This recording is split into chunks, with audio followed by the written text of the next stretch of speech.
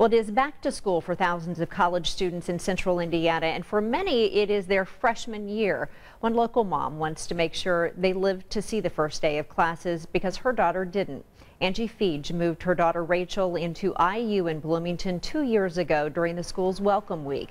2 days later, Rachel went to an off-campus party with friends. She was drinking, and that's she slipped down some stairs, suffering a severe head injury. She later died from those injuries. While Rachel's mother grieves, she's working now hard to educate other college freshmen about staying safe. Sunrise reporter Carrie Klein is here in studio this morning with Angie's message and mission. Carrie?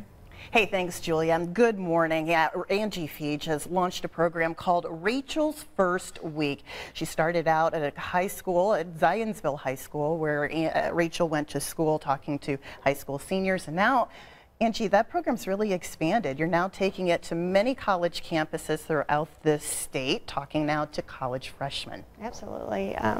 We have established dates where we're going to be speaking at not only IU, where Rachel had attended or was to attend, but also Butler, Ball State, and Purdue. So we're going to be busy traveling, hitting the college campuses.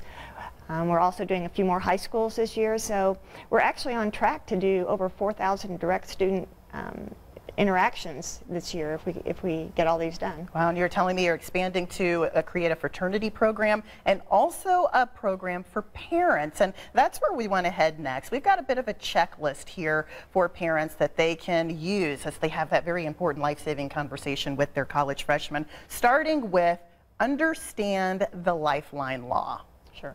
So the Lifeline Law was written by Senator Jim Merritt, and it is a law that provides immunity to students who are around other students who have become intoxicated, over-intoxicated, injured, as long as they cooperate with authorities, they provide information regarding the individual, the victim, as well as themselves, and will not be prosecuted for the fact that they may be actually indulging in alcohol themselves at an underage situation. That second item on the checklist is beware of depression and suicide.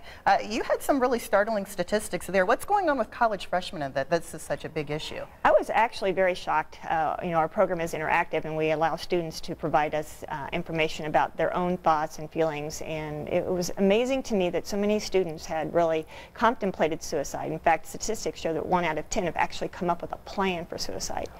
So I think the conversation parents need to have with their students is twofold. First of all, they need to let the students know that if they are becoming overwhelmed, that they are the #1 advocate for their student. They will take care of what the student needs in order to get through the semester, and it's okay. It's a hard transition to make.